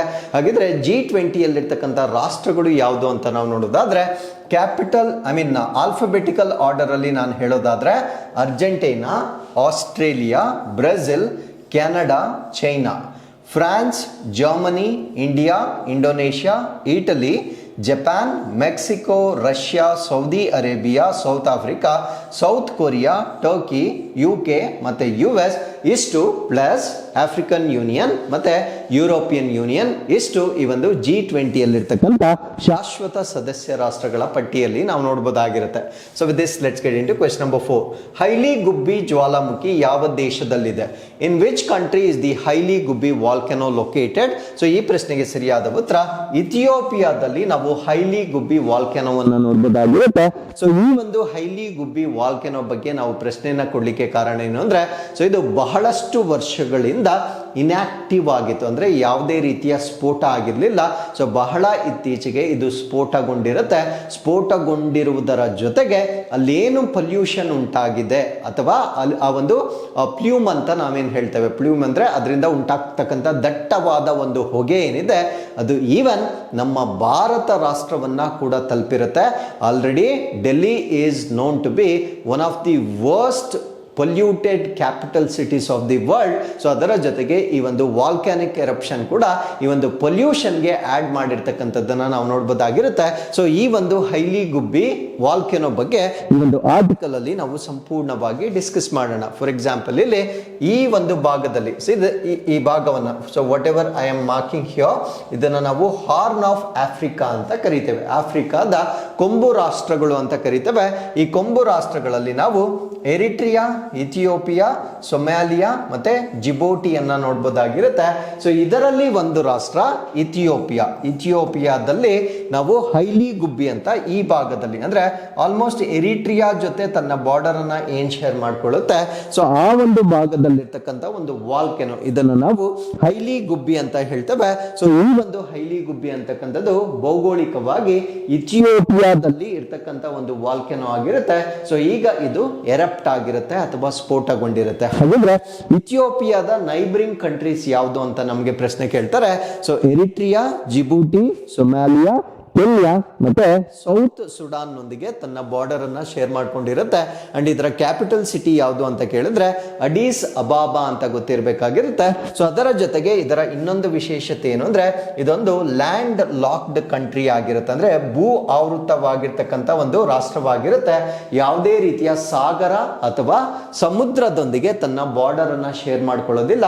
ಸೊ ಯಾವ ರಾಷ್ಟ್ರ ತನ್ನ ಗಡಿಗಳನ್ನ ಸಮುದ್ರ ಅಥವಾ ಸಾಗರ, ಓಷನ್ ಅಥವಾ ಸಿ ಜೊತೆಗೆ ತನ್ನ ಬಾರ್ಡರ್ ಅನ್ನ ಶೇರ್ ಮಾಡ್ಕೊಳ್ಳೋದಿಲ್ಲ, ಆ ರೀತಿಯ ರಾಷ್ಟ್ರಗಳನ್ನ ನಾವು ಲ್ಯಾಂಡ್ ಲಾಕ್ಡ್ ನೇಷನ್ ಅಂತ ಕರಿತೇವೆ. ಸೊ ಆ ನಿಟ್ಟಿನಲ್ಲಿ ಇಥಿಯೋಪಿಯಾ ಅಂತಕ್ಕಂಥದ್ದು ಕೂಡ ಒಂದು ಭೂ ಆವೃತವಾಗಿರ್ತಕ್ಕಂಥ ರಾಷ್ಟ್ರವಾಗಿ ನಾವಿಲ್ಲಿ ನೋಡ್ಬೋದಾಗಿರುತ್ತೆ. ಸೊ ಇಲ್ಲಿ ಇಥಿಯೋಪಿಯಾದಲ್ಲಿ ಒಂದು ರೀಜನ್ ಬರುತ್ತೆ, ಅದನ್ನ ಅಫಾರ್ ರೀಜನ್ ಅಂತ ಹೇಳ್ತೇವೆ. ಅಫಾರ್ ರೀಜನ್ ಅಲ್ಲಿ ಬರ್ತಕ್ಕಂಥ ಈ ಒಂದು ಹೈಲಿ ಗುಬ್ಬಿ ಏನಿರುತ್ತೆ, ಸೊ ಇದು ಈಗ ಎರಪ್ಟ್ ಆಗಿರ್ತಕ್ಕಂಥದ್ದನ್ನ ನಾವು ನೋಡ್ಬೋದಾಗಿರುತ್ತೆ. So this is first time in nearly 10,000 to 12,000 years. Imagine, ನಮ್ಮ ಲೈಫ್ ಸ್ಪ್ಯಾನೇ ಮ್ಯಾಕ್ಸಿಮಮ್ 100 ಇಯರ್ಸ್. 10,000ದಿಂದ 12,000 ವರ್ಷಗಳ ನಂತರ ಇದು ಪ್ರಥಮವಾಗಿ ಸ್ಫೋಟಗೊಂಡಿರ್ತಕ್ಕಂಥ ಒಂದು ದಾಖಲೆ ಇದಾಗಿರುತ್ತೆ. And 14 to 15 kilometres into atmosphere, ಅಂದ್ರೆ ನಾಟ್ ಲೈಕ್ ದಿಸ್ ವರ್ಟಿಕಲಿ 10ರಿಂದ 14 ಕಿಲೋಮೀಟರ್ ಅಷ್ಟು ಎತ್ತರಕ್ಕೆ ಅದರ ಪ್ಲ್ಯೂಮ್ ಅಥವಾ ದಟ್ಟವಾದ ಹೊಗೆ ಅಂತಕ್ಕಂಥದ್ದು ಆವರಿಸಿರ್ತಕ್ಕಂಥ ಒಂದು ಸ್ಫೋಟ ಇದಾಗಿರುತ್ತೆ. ಸೊ ಇದರ ಎಕ್ಸಾಕ್ಟ್ ಲೊಕೇಶನ್ ಅನ್ನ ನಾವು ನೋಡೋದಾದ್ರೆ ಇದನ್ನ ನಾವು ಅಫಾರ್ ರೀಜನ್ ಅಂತ ಹೇಳ್ತೇವೆ. ಇದು ನಾರ್ತ್ ಈಸ್ಟರ್ನ್ ಇಥಿಯೋಪಿಯಾದ ಈಶಾನ್ಯ ದಿಕ್ಕಿನಲ್ಲಿ ಬರ್ತಕ್ಕಂಥದ್ದು. ಇದು ಎರಿಟ್ರಿಯನ್ ಬಾರ್ಡರ್. ಸೊ ನಾವು ಮ್ಯಾಪ್ ನಲ್ಲೇ ನೋಡಿದ ಹಾಗೆ ಎರಿಟ್ರಿಯಾದ ಗಡಿಯ ಬಳಿ ಬಂದಿರತಕ್ಕಂಥ ಒಂದು ಸ್ಫೋಟ ಇದಾಗಿರುತ್ತೆ. ಸೊ ಅದರ ಪ್ಲ್ಯೂಮ್ ಏನಿರುತ್ತೆ, ಪ್ಲ್ಯೂಮ್ ಅಂದ್ರೆ ದಟ್ಟವಾದ ಹೊಗೆ ಏನಿರುತ್ತೆ, ಅದು 10ರಿಂದ 120 ಕಿಲೋಮೀಟರ್ ಪರ್ ಅವರ್. ನಾನಿವಾಗ ಹೇಳ್ತಾ ಇರ್ತಕ್ಕಂಥದ್ದು ಅದರ ವೇಗ 100 to 120 ಕಿಲೋಮೀಟರ್, 100ರಿಂದ 120 ಕಿಲೋಮೀಟರ್ ಪ್ರತಿ ಗಂಟೆಯ ವೇಗದಲ್ಲಿ ಇದು ಟ್ರಾವೆಲ್ ಮಾಡಿರುತ್ತೆ. So it has reached our capital city Delhi, Gujarat, Rajasthan, Haryana and Punjab. ಇಲ್ಲಿಯವರೆಗೂ ತನ್ನ ಮಾಲಿನ್ಯ ಅಂತಕ್ಕಂಥದ್ದು ಇಲ್ಲಿಯವರೆಗೂ ಹರಡಿರ್ತಕ್ಕಂಥದ್ದನ್ನ ನಾವು ನೋಡ್ಬೋದಾಗಿರುತ್ತೆ. ಸೊ ಇದರಲ್ಲಿ ಅತಿ ಹೆಚ್ಚಿನ ಮಾಲಿನ್ಯಕಾರಕ ಏನ್ ರಿಲೀಸ್ ಆಗಿರುತ್ತೆ ಅಂದ್ರೆ ಸಲ್ಫರ್ ಡೈಆಕ್ಸೈಡ್. ಆಲ್ರೆಡಿ ನಮ್ಮ ಭಾರತ ದೇಶ highest producers of sulphur dioxide ಅಂದ್ರೆ ಸಲ್ಫರ್ ಡೈಆಕ್ಸೈಡ್ ಮಾಲಿನ್ಯದಲ್ಲಿ ಮೊದಲನೇ ರ್ಯಾಂಕ್ ಅಲ್ಲಿ ಇರ್ತಕ್ಕಂಥ ರಾಷ್ಟ್ರ ನಮ್ಮ ಭಾರತ ರಾಷ್ಟ್ರವಾಗಿರುತ್ತೆ. ಅನ್ಫಾರ್ಚುನೇಟ್ಲಿ ಈ ಒಂದು ಸ್ಫೋಟದಿಂದ ಕೂಡ ಸಲ್ಫರ್ ಡೈಆಕ್ಸೈಡ್ ಅಂತಕ್ಕಂಥದ್ದು ನಮ್ಮ ಭಾರತ ದೇಶಕ್ಕೆ ರೀಚ್ ಆಗಿರುತ್ತೆ. And altitude between 5 kilometres to 17 kilometres with total mass loading of 58.4 kilo tons. ಅಂದ್ರೆ ಅದರ ಟೋಟಲ್ ಮಾಸ್ ಅನ್ನು ನಾವು ತೆಗೆದುಕೊಂಡರೆ 58.4 ಕಿಲೋ ಟನ್ಸ್ ಅಷ್ಟು ತನ್ನ ಒಂದು ಟೋಟಲ್ ಮಾಸ್ ಲೋಡಿಂಗ್ ಅನ್ನ ಹೊಂದಿರತಕ್ಕಂಥ ಒಂದು ವಾಲ್ಕನೋ. ಸೊ ಈಗ ಸ್ಫೋಟಗೊಂಡಿರ್ತಕ್ಕಂಥದ್ದನ್ನ ನಾವಿಲ್ಲಿ ಗಮನಿಸಬಹುದಾಗಿರುತ್ತೆ. ನೆಕ್ಸ್ಟ್ ಇದರ ಕಾರಣ ಏನು, ಏನಕ್ಕೆ ಇದು ಸ್ಫೋಟ ಆಯಿತು ಅಂತ ನಾವು ನೋಡೋದಾದ್ರೆ ಈ ಟೆಕ್ಟಾನಿಕ್ ಸೆಟ್ಟಿಂಗ್ ಅಥವಾ ಆ ಭೂಫಲಕಗಳ ಒಂದು ಆಕ್ಟಿವಿಟಿ ಏನಿರುತ್ತೆ, ತನ್ನ ಪ್ರತಿಕ್ರಿಯೆ ಏನಿರುತ್ತೆ, ಸೊ ಅದು ಈ ಒಂದು ಸ್ಫೋಟಕ್ಕೆ ಕಾರಣವಾಗಿರಬಹುದು ಎಂಬುದನ್ನ ವಿಜ್ಞಾನಿಗಳು ಹೇಳ್ತಾ ಇದ್ದಾರೆ. ಅದೇನು ಟೆಕ್ಟೋನಿಕ್ ಸೆಟ್ಟಿಂಗ್ ಅನ್ನೋದನ್ನ ನಾನು ಮುಂದೆ ಮ್ಯಾಪ್ ಅಲ್ಲಿ ತೋರಿಸ್ತೇನೆ. The volcano lies in the East African Rift Valley, a zone of intense geological activity where tectonic plates diverge. ಅಲ್ಲಿರ್ತಕ್ಕಂಥ ಭೂಫಲಕಗಳು ದೂರ ದೂರ ಸರಿಯುತ್ತಿರುವ ಒಂದು ಭಾಗ. ಆ ದೂರ ದೂರ ಸರಿಯುತ್ತಿರುವ ಒಂದು ಭಾಗದಲ್ಲಿ ಒಂದು ಕಣಿವೆ ಇರುತ್ತೆ. ಆ ಕಣಿವೆಯನ್ನ ನಾವೇನಂತ ಕರಿತೀವಿ ಅಂದ್ರೆ ಈಸ್ಟ್ ಆಫ್ರಿಕನ್ ರಿಫ್ಟ್ ವ್ಯಾಲಿ ಅಂತ ಕರಿತೇವೆ. ಅಂದ್ರೆ ಪೂರ್ವ ಆಫ್ರಿಕಾದ ರಿಫ್ಟ್ ಕಣಿವೆ ಅಂತ ಕರಿತೇವೆ. ಆ ಕಣಿವೆಯ ಭಾಗದಲ್ಲಿ ಇರುವ ಈ ಒಂದು ವಾಲ್ಕೆನೋ ಈ ಟೆಕ್ಟಾನಿಕ್ ಪ್ಲೇಟ್ಸ್ ಮೂವ್ಮೆಂಟ್ಸ್ ಏನಿರುತ್ತೆ ಅಥವಾ ಅದು ದೂರ ದೂರ ಸರಿತಾ ಇರತಕ್ಕಂಥ ಒಂದು ವ್ಯವಸ್ಥೆ ಏನಿರುತ್ತೆ, ಆ ಒಂದು ಕಾರಣದಿಂದ ಇದು ಸ್ಫೋಟಗೊಂಡಿರ್ತಕ್ಕಂಥ ಒಂದು ಕಾರಣವನ್ನ ವಿಜ್ಞಾನಿಗಳು ಹೇಳ್ತಾ ಇದ್ದಾರೆ. ಫಾರ್ ಎಕ್ಸಾಂಪಲ್ ನಾವಿಲ್ಲಿ ನೋಡ್ಬೋದಾಗಿರುತ್ತೆ. ಸೊ ಈ ಕಡೆ ಇರ್ತಕ್ಕಂಥದ್ದು ಒಂದು ಪ್ಲೇಟ್, ಇದನ್ನ ನಾವು ಸೊಮ್ಯಾಲಿಯನ್ ಪ್ಲೇಟ್ ಅಂತ ಹೇಳ್ತೇವೆ. ಈ ಕಡೆ ಇರ್ತಕ್ಕಂಥ ಪ್ಲೇಟ್ ಅನ್ನ ನಾವು ನ್ಯೂಬಿಯಾನ್ ಪ್ಲೇಟ್ ಅಂತ ಹೇಳ್ತೇವೆ. ಸೊ ಇದರ ಮಧ್ಯದಲ್ಲಿರ್ತಕ್ಕಂಥ ವ್ಯಾಲಿಯನ್ನ ನಾವು ಗ್ರೇಟ್ ಆಫ್ರಿಕನ್ ರಿಫ್ಟ್ ವ್ಯಾಲಿ ಅಂತ ಹೇಳ್ತೇವೆ. ಈ ಎರಡು ಫಲಕಗಳು ಈಗ ದೂರ ದೂರ ಸರಿತಾ ಇದ್ದಾವೆ. ಸೊ ಇದನ್ನ ದೂರ ದೂರ ಸರಿದಾಗ ನಾವು ಡೈವರ್ಜೆಂಟ್ ಪ್ಲೇಟ್ಸ್ ಅಂತ ಕರಿತೇವೆ. ಹತ್ತಿರ ಬಂದಾಗ ಕನ್ವರ್ಜೆಂಟ್ ಪ್ಲೇಟ್ಸ್ ಅಂತ ಕರಿತೇವೆ. ಸೊ ಈ ರೀತಿಯಾಗಿ ಸಮಾನಾಂತರವಾಗಿ ಮೂವ್ ಆದ್ರೆ ಅದನ್ನ ನಾವು ಟ್ರಾನ್ಸ್ಫರ್ ಬೌಂಡ್ರೀಸ್ ಅಂತ ಹೇಳ್ತೇವೆ. ಬಟ್ ಈಗ ಈ ಒಂದು ಹೈಲಿ ಗುಬ್ಬಿ ವಾಲ್ಕೆನೋ ಅಂತಕ್ಕಂಥದ್ದು ಇದು ಟೆಕ್ಟಾನಿಕ್ ಆಕ್ಟಿವಿಟೀಸ್ ಇಂದ ಅದು ಆ ಪ್ರದೇಶದಲ್ಲಿ ಇರುತ್ತೆ. ಆ ಟೆಕ್ಟಾನಿಕ್ ಪ್ಲೇಟ್ಸ್ ಯಾವ್ದ್ಯಾವ್ದು ಅಂದ್ರೆ ಸೊಮಾಲಿಯಾ ಪ್ಲೇಟ್ ಮತ್ತೆ ನ್ಯೂಬಿಯನ್ ಪ್ಲೇಟ್ ಏನಿರುತ್ತೆ. ಸೊ ಇವೆರಡೂ ಕೂಡ ದೂರ ದೂರ ಮೂವ್ ಆಗ್ತಾ ಇದೆ. ಮಧ್ಯದಲ್ಲಿ ಒಂದು ಕಣಿವೆ ಕ್ರಿಯೇಟ್ ಆಗಿರುತ್ತೆ. ಅದನ್ನು ನಾವು ಗ್ರೇಟ್ ಆಫ್ರಿಕನ್ ರಿಫ್ಟ್ ವ್ಯಾಲಿ ಅಂತ ಕರಿತೇವೆ. ಸೊ ಈ ಒಂದು ಕಣಿವೆಯ ಭಾಗವಾಗಿರ್ತಕ್ಕಂಥ ಹೈಲಿ ಗುಬ್ಬಿ ಅಂತಕ್ಕಂಥದ್ದು ಈಗ ಸ್ಫೋಟಗೊಂಡಿರ್ತಕ್ಕಂಥದ್ದು ಈಗ ಸುದ್ದಿ ಆಗಿರುತ್ತೆ. ಸೊ ಇದರ ಎಲಿವೇಶನ್ ಎತ್ತರ 493 ಮೀಟರ್ಸ್ ಅಂದ್ರೆ 1617 ಅಡಿಗಳಷ್ಟು ಇದು ತನ್ನ ಹೈಟ್ ಅನ್ನು ಹೊಂದಿರುತ್ತೆ. ಸೊ ಇದು ಯಾವ ಟೈಪ್ ಆಫ್ ವಾಲ್ಕೆನೋಗಳಲ್ಲೂ ಬೇರೆ ಬೇರೆ ಟೈಪ್ಸ್ ಬರುತ್ತೆ. ಸೊ ಈಗ ಸ್ಫೋಟಗೊಂಡಿರ್ತಕ್ಕಂಥ ಹೈಲಿ ಗುಬ್ಬಿ ಅಂತಕ್ಕಂಥದ್ದು ಶೀಲ್ಡ್ ವಾಲ್ಕೆನೋ ಆಗಿರುತ್ತೆ. ಸೊ ಇದು ಜೆಂಟಲ್ ಲಾವಾ ಫ್ಲೋ ಅಂದ್ರೆ ಅಲ್ಲಿರ್ತಕ್ಕಂಥ ಒಂದು ಲಾವಾ ಅಂತಕ್ಕಂಥದ್ದು ತುಂಬಾ ಸೌಮ್ಯವಾಗಿ ಹರಿತಾ ಇರ್ತಕ್ಕಂಥ ಒಂದು ಲಾವಾದಿಂದ ಮಾಡಲ್ಪಟ್ಟಿರುತ್ತೆ. ಅಂದ್ರೆ ವೆನೆವರ್ ವಾಲ್ಕ್ಯಾನಿಕ್ ಎರಪ್ಷನ್ ಹ್ಯಾಪನ್ಸ್, ಆ ಲಾವಾ ಹರಿಯುತ್ತೆ. ಇದು ತುಂಬಾ ನಿಧಾನವಾಗಿ ಹರಿಯುತ್ತಿರುವ ಲಾವಾದೊಂದಿಗೆ ಇದು ಸ್ಫೋಟಗೊಂಡಿರ್ತಕ್ಕಂಥದ್ದನ್ನ ನಾವು ನೋಡ್ಬೋದಾಗಿರುತ್ತೆ. So next is Lachit Diwas. So Lachit ದಿವಸವನ್ನ ನಮ್ಮ ಭಾರತ ದೇಶದಲ್ಲಿ ಆಚರಣೆ ಮಾಡಲಾಗಿರುತ್ತೆ. ಸೊ ಲಚಿತ್ ದಿವಸವನ್ನ ಪ್ರತಿ ವರ್ಷ 24ನೇ ತಾರೀಕು ಆಚರಣೆ ಮಾಡಲಾಗುತ್ತೆ.